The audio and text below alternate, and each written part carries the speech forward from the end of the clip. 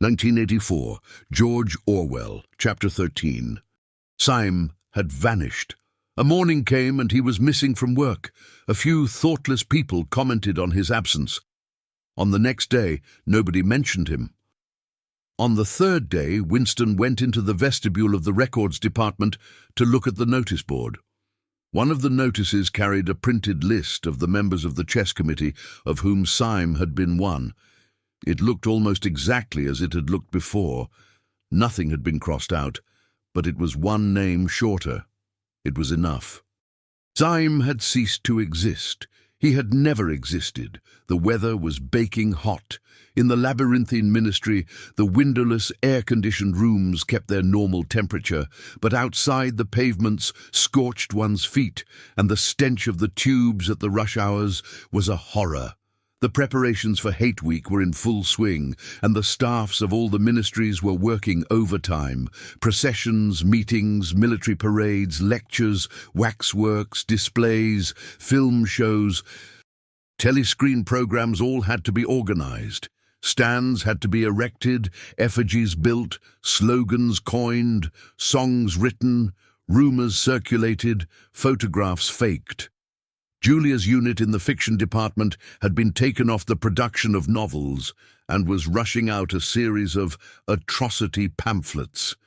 Winston, in addition to his regular work, spent long periods every day in going through back files of the Times and altering and embellishing news items which were to be quoted in speeches. Late at night, when crowds of rowdy proles roamed the streets, the town had a curiously febrile air. The rocket bombs crashed oftener than ever, and sometimes in the far distance there were enormous explosions which no one could explain, and about which there were wild rumors. The new tune, which was to be the theme song of Hate Week, the Hate Song it was called, had already been composed and was being endlessly plugged on the telescreens. It had a savage, barking rhythm which could not exactly be called music, but resembled the beating of a drum. Roared out by hundreds of voices to the tramp of marching feet, it was terrifying.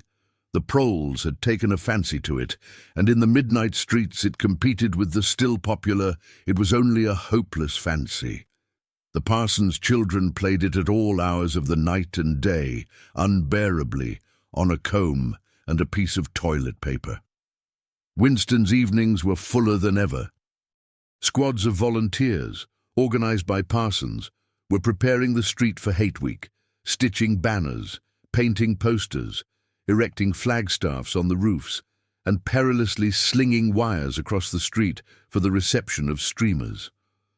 Parsons boasted that Victory Mansions alone would display 400 meters of bunting. He was in his native element and as happy as a lark.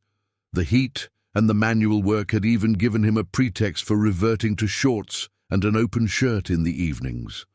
He was everywhere at once, pushing, pulling, sawing, hammering, improvising, jollying everyone along with comradely exhortations and giving out from every fold of his body what seemed an inexhaustible supply of acrid-smelling sweat. A new poster had suddenly appeared all over London. It had no caption and represented simply the monstrous figure of a Eurasian soldier, 3 or 4 meters high, striding forward with expressionless Mongolian face and enormous boots. A submachine gun pointed from his hip. From whatever angle you looked at the poster, the muzzle of the gun, magnified by the foreshortening, seemed to be pointed straight at you. The thing had been plastered on every blank space on every wall, even outnumbering the portraits of Big Brother. The proles, normally apathetic about the war, were being lashed into one of their periodical frenzies of patriotism, as though to harmonize with the general mood. The rocket bombs had been killing larger numbers of people than usual. One fell on a crowded film theatre in Stepney, burying several hundred victims among the ruins. The whole population of the neighborhood turned out for a long, trailing funeral, which went on for hours and was in effect an indignation meeting. Another bomb fell on a piece of waste ground which was used as a playground, and several dozen children were blown to pieces. There were further angry demonstrations, Goldstein was burned in effigy. Hundreds of copies of the poster of the Eurasian soldier were torn down and added to the flames, and a number of shops were looted in the turmoil. Then, a rumor flew round that spies were directing the rocket bombs by means of wireless waves, and an old couple who were suspected of being of foreign extraction had their house set on fire and perished of suffocation. In the room over Mr. Charrington's shop, when they could get there, Julia and Winston lay side by side on a stripped bed under the open window, naked for the sake of coolness. The rat had never come back, but the bugs had multiplied hideously in the heat. It did not seem to matter, dirty or clean, the room was paradise. As soon as they arrived, they would sprinkle everything with pepper bought on the black market, tear off their clothes, and make love with sweating bodies. Then fall asleep and wake to find that the bugs had rallied and were massing for the counterattack. 4, 5, 6, 7 times they met during the month of June. Winston had dropped his habit of drinking gin at all hours. He seemed to have lost the need for it. He had grown fatter, his varicose ulcer had subsided, leaving only a brown stain on the skin above his ankle. His fits of coughing in the early morning had stopped. The process of life had ceased to be intolerable. He had no longer any impulse to make faces at the telescreen or shout curses at the top of his voice. Now that they had a secure hiding place, almost a home, it did not even seem a hardship that they could only meet in frequently and for a couple of hours at a time. What mattered was that the room over the junk shop should exist. To know that it was there, inviolate, was almost the same as being in it. The room was a world, a pocket of the past where extinct animals could walk. Mr. Charrington, thought Winston, was another extinct animal.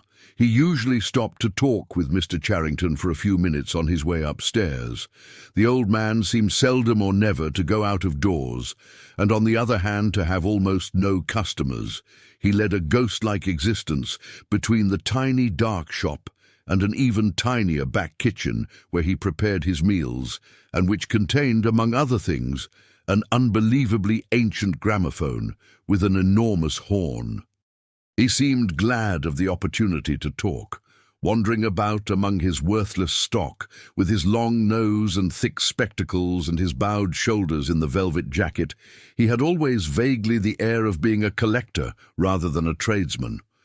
With a sort of faded enthusiasm, he would finger this scrap of rubbish or that, a china bottle stopper, the painted lid of a broken snuff-box, a pinchbeck locket containing a strand of some long-dead baby's hair, never asking that Winston should buy it, merely that he should admire it.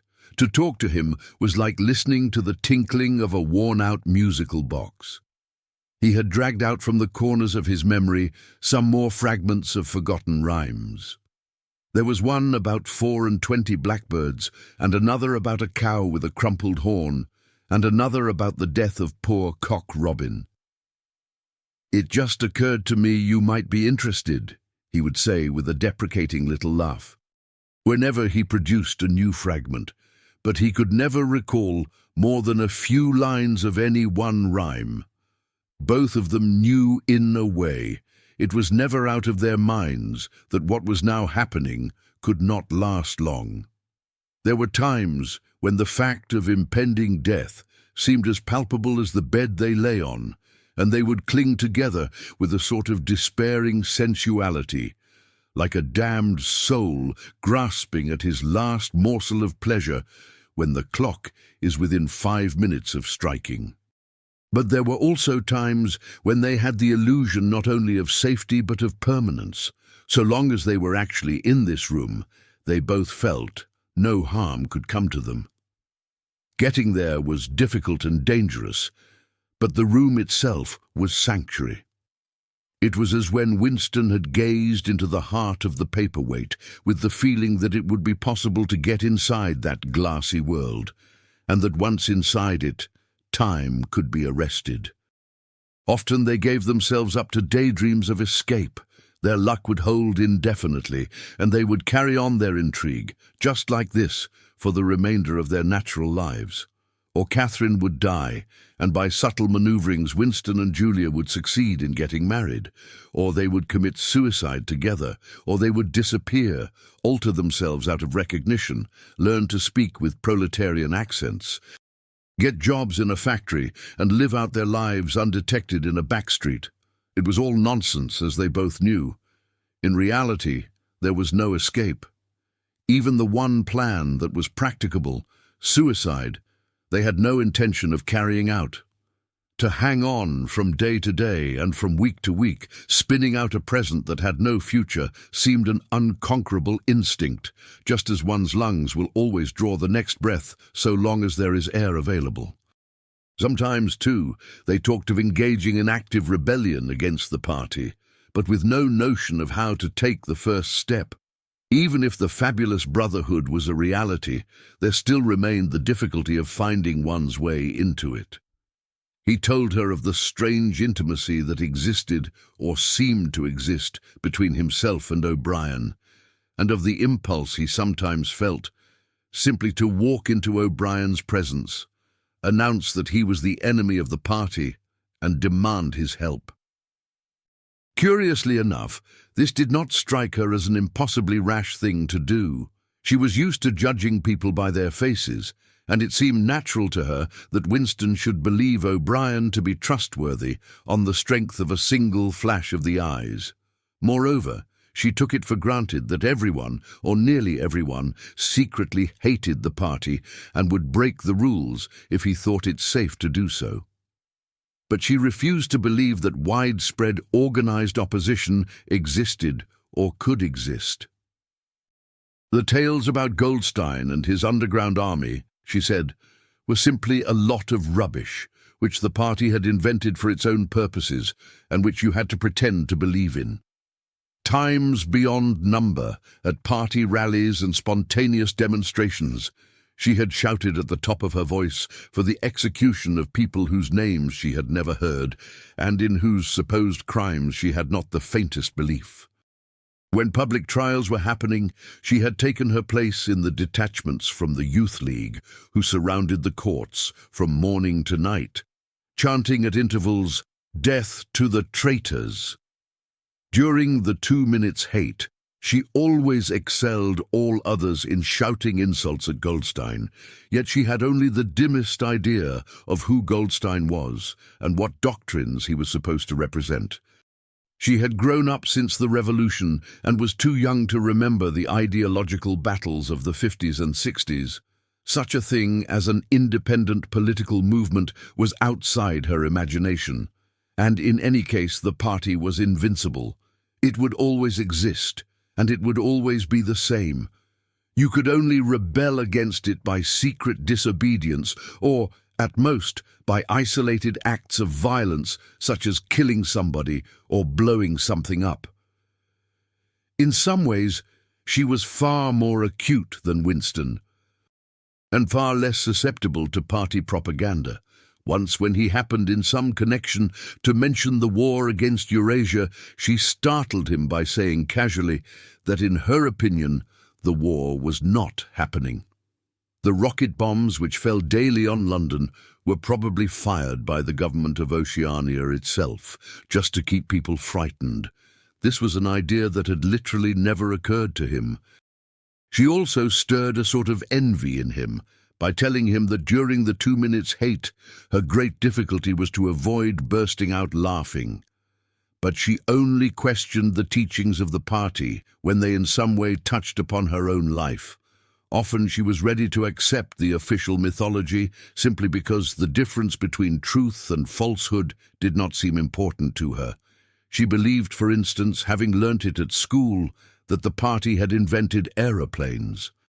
In his own school days, Winston remembered in the late 50s, it was only the helicopter that the party claimed to have invented. A dozen years later, when Julia was at school, it was already claiming the aeroplane. One generation more, and it would be claiming the steam engine. And when he told her that aeroplanes had been in existence before he was born and long before the Revolution, The fact struck her as totally uninteresting. After all, what did it matter who had invented aeroplanes? It was rather more of a shock to him when he discovered from some chance remark that she did not remember that Oceania, 4 years ago, had been at war with Eastasia and at peace with Eurasia. It was true that she regarded the whole war as a sham, but apparently she had not even noticed that the name of the enemy had changed. "I thought we'd always been at war with Eurasia," she said vaguely. It frightened him a little. The invention of aeroplanes dated from long before her birth, but the switchover in the war had happened only 4 years ago, well after she was grown up. He argued with her about it for perhaps a quarter of an hour. In the end, he succeeded in forcing her memory back, until she did dimly recall that at one time Eastasia and not Eurasia had been the enemy. But the issue still struck her as unimportant. "Who cares?" she said impatiently. "It's always one bloody war after another. And one knows the news is all lies anyway." Sometimes he talked to her of the records department and the impudent forgeries that he committed there. Such things did not appear to horrify her. She did not feel the abyss opening beneath her feet at the thought of lies becoming truths. He told her the story of Jones, Aronson and Rutherford, and the momentous slip of paper which he had once held between his fingers. It did not make much impression on her. At first, indeed, she failed to grasp the point of the story. "Were they friends of yours?" she said. "No, I never knew them. They were inner party members. Besides, they were far older men than I was. They belonged to the old days, before the revolution.